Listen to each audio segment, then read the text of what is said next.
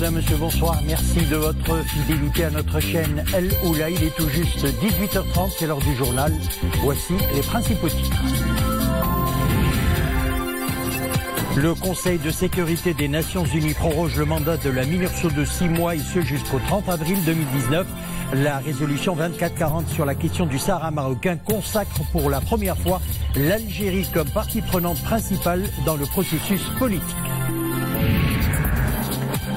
Fort élan de mobilisation au profit des populations des zones enclavées suite à la vague de froid et aux chutes de neige abondantes. Dans la province d'El Haouz, une batterie de mesures proactives sont lancées. Et puis à Azro, les autorités locales sont également à pied d'œuvre. Face au froid glacial, des maraudes sont effectuées pour conduire les sans domicile fixe dans des centres d'accueil où ils sont pris en charge. Sa Majesté le roi Mohammed VI fait part de sa ferme détermination d'œuvrer de concert avec le président de la République populaire de Chine, Xi Jinping, pour le renforcement du partenariat stratégique Maroc-Chine et son extension vers de nouveaux secteurs prometteurs. Dans un message adressé au président chinois à l'occasion du 60e anniversaire de l'établissement des relations diplomatiques sino-marocaines, le souverain a jugé essentiel de mettre à profit les importantes opportunités offertes par les initiatives chinoises. Au premier chef, la ceinture économique de la route de la soie et la route maritime de la soie au XXIe siècle, ainsi que le forum sur la coopération sino-africaine. Le souverain s'est félicité, je cite, que les échanges commerciaux sino-marocains ont connu une croissance si rapide et si continue et que désormais la Chine, pays ami, occupe à tous les niveaux une position prééminente parmi les principaux partenaires économiques du royaume. À cette occasion, le président chinois a fait part dans un message à Sa Majesté le roi du grand intérêt qu'il porte au renforcement des relations sino-marocaines, réitérant sa volonté d'œuvrer de concert avec le souverain pour la consolidation de la confiance politique mutuelle et le raffermissement de la coopération tout azimut dans le cadre de la ceinture de la route. Le président chinois a dit veiller aussi à mener des efforts de concert avec Sa Majesté le roi en vue de la mise en œuvre des résultats du sommet de Pékin sur la coopération Chine-Afrique au service d'un développement nouveau et durable des relations de partenariat stratégique entre les deux pays. Et puis sachez également que Sa Majesté le roi Mohammed VI a adressé un message de félicitations au président de la République algérienne démocratique et populaire, Abdelaziz Bouteflika, à l'occasion de l'anniversaire du déclenchement de la révolution du 1er novembre 1954. Sa Majesté le roi réitère sa ferme détermination à continuer d'œuvrer de concert avec le président algérien en vue de hisser les relations de coopération entre le Maroc et l'Algérie au niveau des liens solides unissant les deux peuples frères, de manière à concrétiser leurs aspirations à davantage de communication, de solidarité et de complémentarité et de réaliser le développement commun des deux pays dans la stabilité, la sécurité et la quiétude. Réunion du Conseil de gouvernement tenue sous la présidence du chef du gouvernement Saad-Din Al-Othmani a souligné que Sa Majesté le roi a montré un intérêt particulier au plan national pour la démocratie et les droits de l'homme. Le souverain a décidé que le ministre d'État chargé des droits de l'homme, Mustafa Ahmed, mette en œuvre un plan exécutif à ce plan d'action afin de lui conférer une émergence nationale plus importante, particulièrement dans sa mise en œuvre, et connaîtra l'adhésion d'institutions constitutionnelles ainsi que la société civile. S'exprimant durant ce conseil de gouvernement, Saad-Din Al-Othmani a mis en avant la coordination efficace et efficiente entre le ministère de l'Intérieur et tous les acteurs concernés afin de réactiver le programme national de lutte contre les effets de la vague de froid et des fortes chutes de neige, notamment en zone montagneuse. Le conseil de gouvernement a adopté 2 projets de loi et 2 projets de décret. Le Conseil de sécurité des Nations Unies, nous le disions, proroge le mandat de la MINURSO de 6 mois jusqu'au 30 avril 2019, consacrant une fois de plus la prééminence de l'initiative marocaine d'autonomie pour résoudre le conflit artificiel autour du Sahara marocain. La résolution 2440 sur la question du Sahara marocain consacre pour la première fois l'Algérie comme partie prenante principale dans le processus politique. La résolution introduit des nouveautés, confirme des réalités et réaffirme des paramètres fondamentaux. Voyons comment avec Nissine Hamdaoui.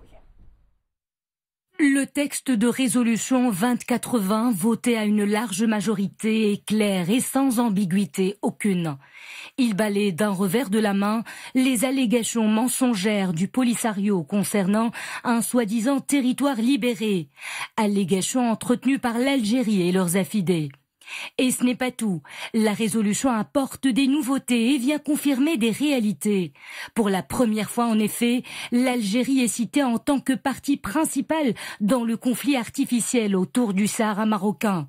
Et de ce fait, elle est appelée à participer sans précondition à la table ronde prévue à Genève le 5 et 6 décembre prochain, consacrée à la question du Sahara marocain. Cela est expressément souligné dans cette nouvelle résolution de l'ONU. Pour la première fois depuis le début de ce différend régional, l'Algérie est citée en tant que partie prenante et principale dans le processus politique, ce qui est historique. Je vous dirai pourquoi. Simplement parce que l'Algérie a été invitée à cette table ronde dans les mêmes termes que le Maroc, la Mauritanie et le Polisario. Bien plus, l'Algérie participera à cette conférence avec le même statut que le Maroc, la Mauritanie et l'Algérie. La nouvelle résolution 2440 marque un tournant important et historique dans la gestion de la question du Sahara marocain.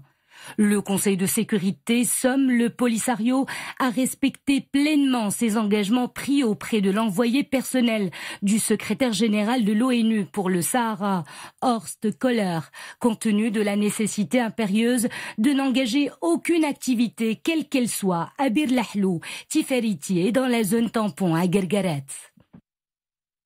Le Conseil de sécurité appelle le Polisario à ne plus retourner à la zone tampon de Guerguerat et surtout à ne plus transférer de bâtiments, qu'ils soient civils ou militaires, à l'est du dispositif de sécurité. Cette double exigence du Conseil de sécurité figure aussi bien dans la partie préambulaire que dans la partie opérationnelle de cette résolution. Un élément fondamental qui se dégage de cette résolution, c'est la réaffirmation de la position constante du Conseil de sécurité depuis 2001, je répète depuis 2001, sur la caducité du référendum. Non déplaise à l'Algérie et au Polisario, le référendum est définitivement et bel et bien mort et enterré. La résolution 2440, prorogeant de 6 mois le mandat de la MINURSO jusqu'au 30 avril 2019, réaffirme les paradigmes adoptés par le Conseil de sécurité depuis 2007 et particulièrement la résolution 2414 qui appelle à une solution politique réaliste, pragmatique, durable et basée sur le compromis. Une résolution qui met également en avant la prééminence de l'initiative d'autonomie comme unique solution à ce différend régional. Le Conseil de sécurité salue les mesures et les initiatives prises par le Maroc, le rôle joué par les commissions du Conseil national des droits de l'homme opérant à Dakhla et Laayoune et l'interaction du Maroc avec les procédures spéciales du Conseil des droits de l'homme des Nations Unies. La résolution a encore une fois appelé à l'enregistrement et au recensement des populations des camps de Tindouf, en insistant pour que des efforts soient réalisés dans ce sens. À présent, ce communiqué du cabinet royal qui vient de nous parvenir, Sa Majesté le roi Mohammed VI a présidé au palais royal de Rabat une séance de travail dédiée au déploiement de la stratégie des énergies renouvelables. Plus de détails dans nos prochaines éditions.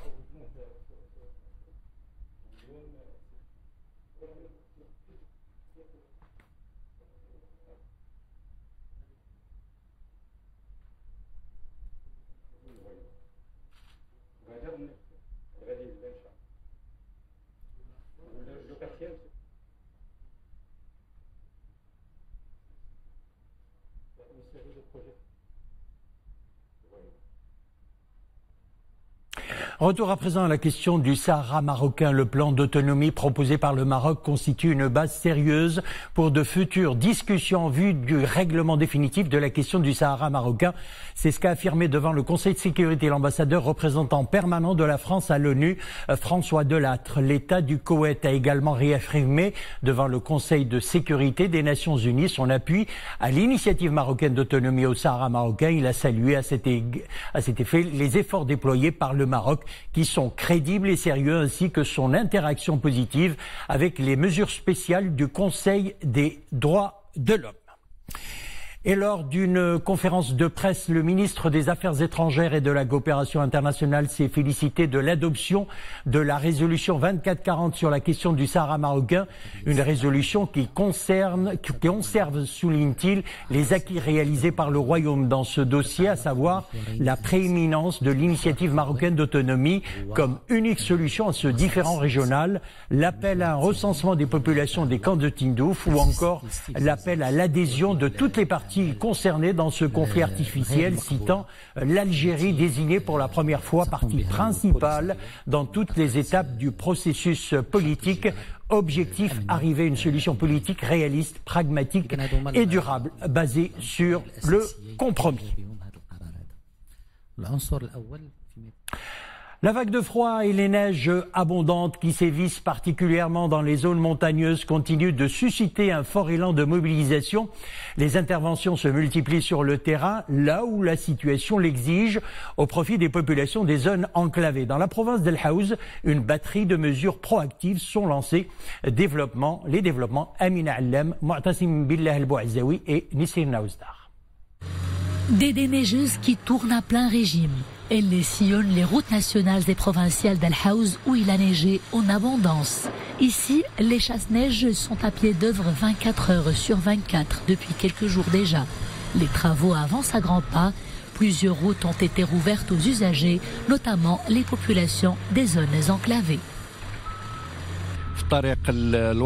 Nous sommes parvenus à débloquer toutes les voies de la route nationale numéro 9 reliant Marrakech à Ouarzazate.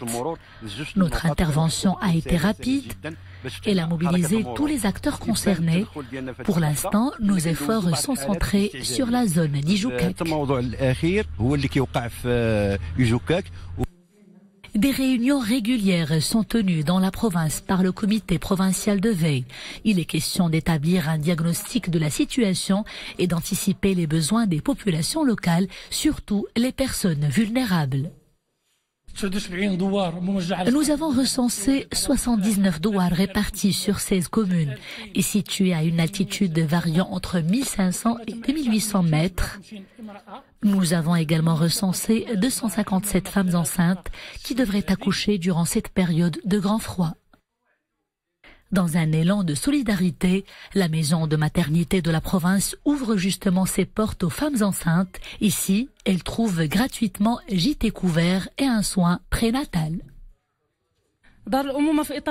En coordination avec les autorités locales, nous procédons au recensement des femmes enceintes vivant dans les zones enclavées. Nous leur accordons toutes les nécessaires bien avant la période prévue pour leur accouchement pour que cela se passe dans les meilleures conditions. Dans la province d'El Haouz, quelques 72 ambulances sont également mobilisées pour des interventions efficaces dans les différentes communes et territoriales d'El Haouz. Le ministère de l'Intérieur a mis en place 17 téléphones satellitaires pour la communication avec les régions non couvertes par les réseaux de téléphonie mobile. Et puis, direction Azoro à présent, où les autorités locales sont à pied d'œuvre. Face au froid glacial, des maraudes sont effectuées pour conduire les personnes sans domicile fixe vers des centres d'accueil où elles sont prises en charge. Reportage Ahmed Fadeli sur un commentaire de Mounia Marouche. À Azro, l'heure est à la mobilisation. Les maraudeurs sillonnent chaque coin de la rue à la rencontre des personnes sans domicile fixe. Ces personnes vulnérables résistent tant bien que mal à cette grande vague de froid qui s'installe dans la ville. Les autorités locales les invitent à passer un hiver au chaud au sein d'un centre social mis à leur disposition. La surveillance sanitaire des gens qui sont là Et je les prends en charge, telles que la surveillance médicale et non seulement ça, mais il y a aussi l'accompagnement quand il s'agit d'un malade à transférer à l'hôpital quand il s'agit d'une maladie chronique. Il présente la même maladie presque parce que c'est le rhumatisme, c'est le froid et il présente ce qu'on appelle une hyperthermie. Donc il y a aussi les diabétiques à qui on fait le traitement, on fait même des prélèvements. Il y a des asthmatiques qui sont sous les traitements adéquats. Nous sommes bien ici, bien logés, bien nourris, Dieu merci, nous ne manquons de rien.